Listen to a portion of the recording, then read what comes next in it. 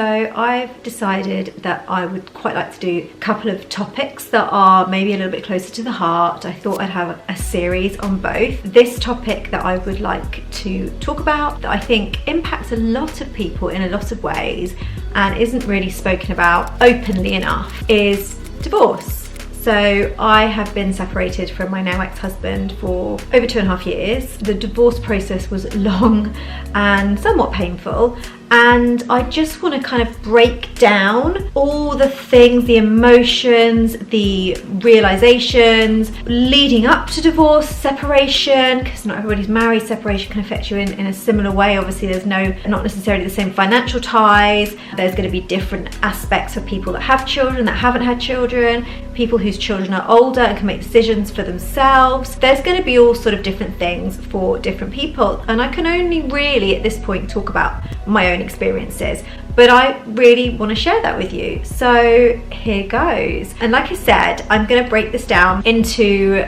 different aspects of this topic. So I'm going to do a series on this. So it might take me years to post them all, because there are so many different elements involved with divorce, with separation. But I'm going to start with one of the biggest things, there's actually two things here, two of the biggest things that impacted me before the actual separation. So what I thought I would start this series with is talking about stigma and fear.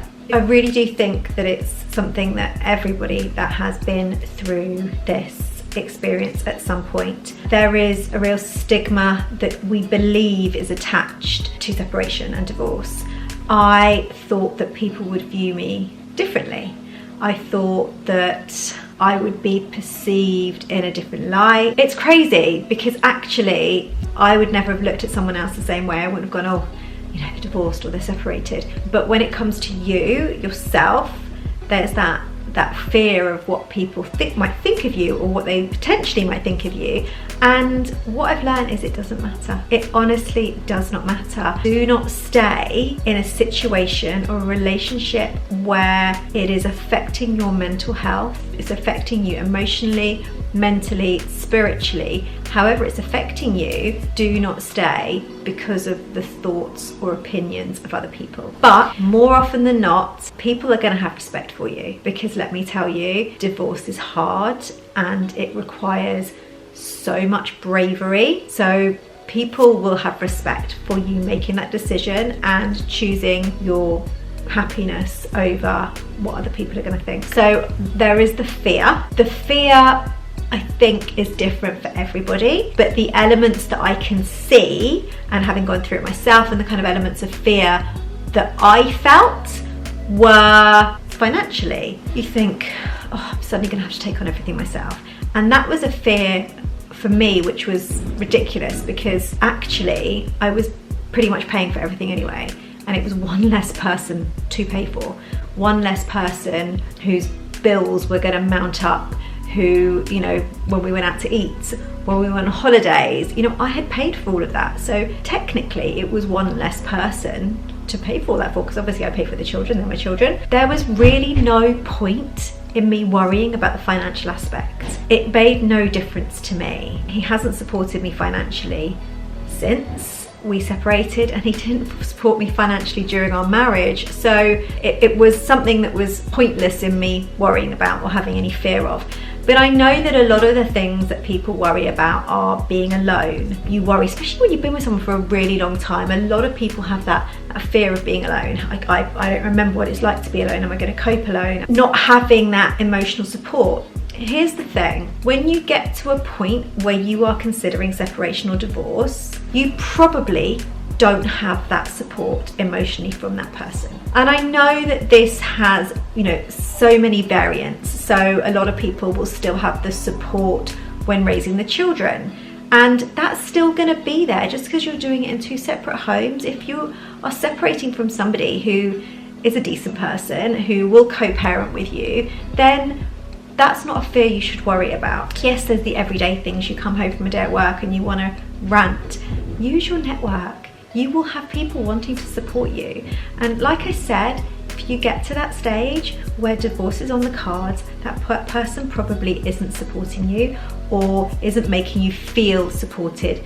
in order for you to want to look at divorce and separation. So there was this huge fear of letting people down, and this was a really weird one because there were so many people that came into my head that I felt that I was letting down. People from my family, obviously, friends, everyone that attended my wedding, because when you get married, everybody's there as a witness to your marriage. And you know, I was really fortunate that I'd had family travel from miles away. We had people come from Australia. Basically, I hadn't fulfilled what I stood and said in front of all of them. So there was this massive sense of letting people down. There's also like this fear of failure, going right back to the wedding day. So let's talk about that. So I was married for 9 years. We'd been together a few years before that. But you throw this really glamorous, elaborate party. Not everybody does.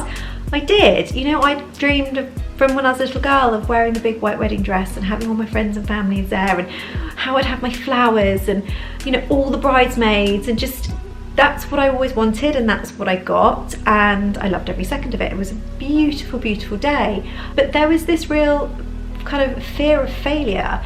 Similar to kind of letting people down, you also then have to say to people, I failed at this. I failed at my marriage. And it doesn't matter whose fault it was. You know, if somebody has cheated, it doesn't mean that the person that was cheated on doesn't still feel like they failed. There's a fear of, I set upon this and said it was going to be forever, and I've failed at it. You know, regardless of whose fault it was or who did this or who did that, you have this real sense of, God, I didn't get it right. And it's a big, big thing. It's not like, what colour did you paint your living room? I didn't get it right, just repaint it. You know, it was a 9-year marriage. You know, it's a long old time, and I tried and I tried and I tried. And even though there was such a sense of relief when the marriage was finally over, I mean, it's a mixed emotion. Obviously, that, you know, there's sadness and you always grieve this relationship, but there was this real sense of relief of like, oh my goodness, I made the right decision. I'm doing the right thing. I'm gonna be okay. And despite the feeling of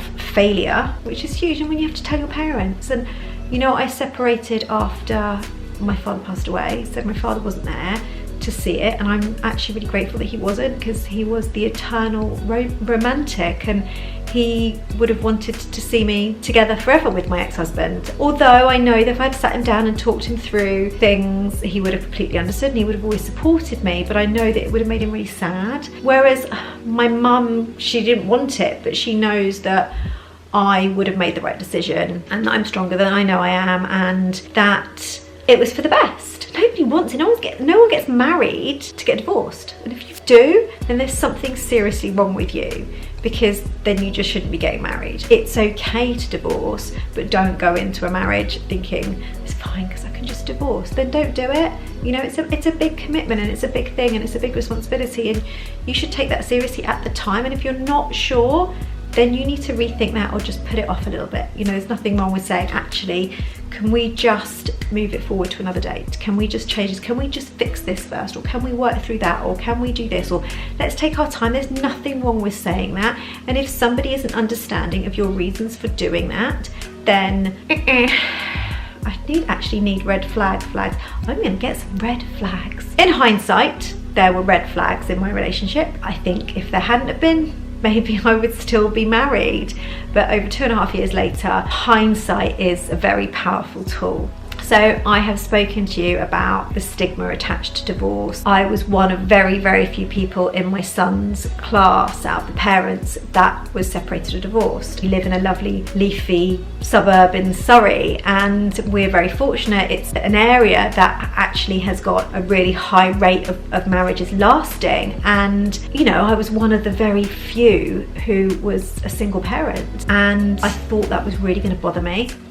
And it doesn't at all. It really doesn't, because I know the strength and courage it's taken to be a single parent. And that's going to be another video, so I'm not going to talk too much on that point of being a single parent. But yeah, I've spoken about the stigma. What are your friends and family going to think? who have you let down? The only person you're letting down when you go through divorce is yourself. If you are not making the right decisions, if you are not supporting yourself, if you're not supporting yourself mentally, emotionally, spiritually, or physically, if you're putting yourself in danger, even not just physically in danger, but mentally, psychologically, spiritually, if you're harming your self-worth, your well-being, all of those things are things that you are only letting yourself down with. You need to make these decisions for yourself. Never stay for the children, because that's the worst thing that you can do. I was really fortunate with my parents. So my parents actually separated when I was 10. Although I should have been completely devastated, I was such a daddy's girl. Thought of either of my parents being sad or unhappy made me really sad and unhappy.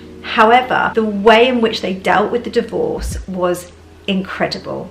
They had simply fallen out of love. They loved each other dearly, but friendship isn't enough to keep a marriage together. So they separated in the most incredible, amicable way. They co-parented us until the day that my father passed away. They were the best of friends. We would spend holidays and Christmases and birthdays together.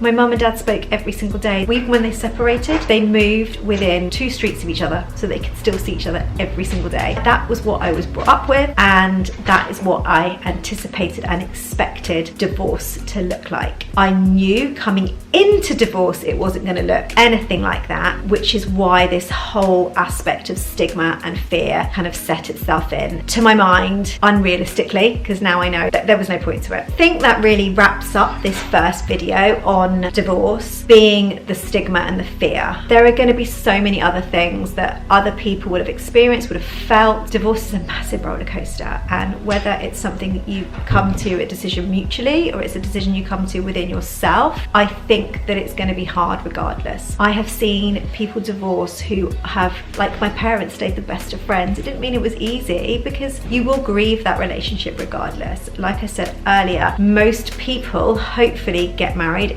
in order for it to last. So when that ends, for whatever reason, there is going to be a period of grief. You're grieving a relationship, you grieve something, and not just marriage, any relationship. You are grieving a future that you created in your mind. And for whatever reason that hasn't happened, it can disappoint you.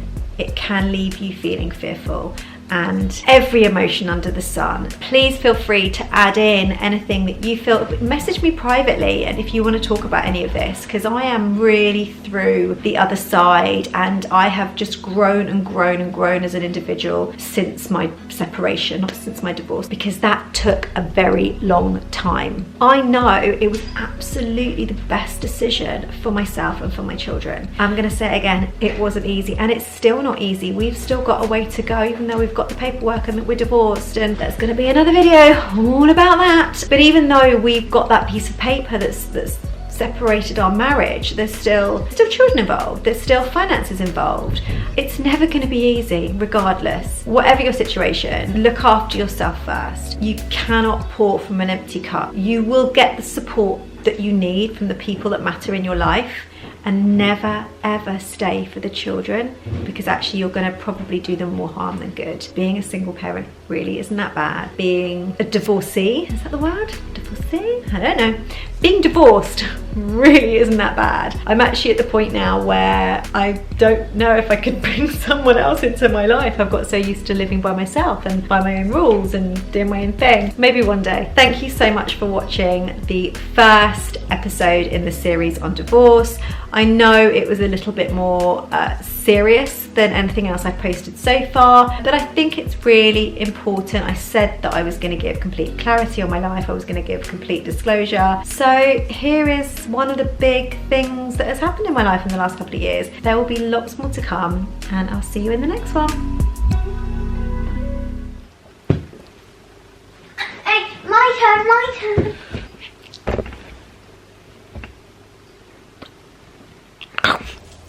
That's you pulling it into the driveway, Mish. Get divorced. For fun. Live in 2021, I don't need to get married to have kids. I know. Can you just not have them just yet? Because I'm only 25, and that would just be a bit weird if I had grandchildren at 25. A 9-year marriage. I think I might have that wrong. How bad is that? Okay, so we got married in 2009 and we separated in 2019, but it was before our wedding anniversary. It was 9 years. I was right, yes. that part I'm sure will be edited out.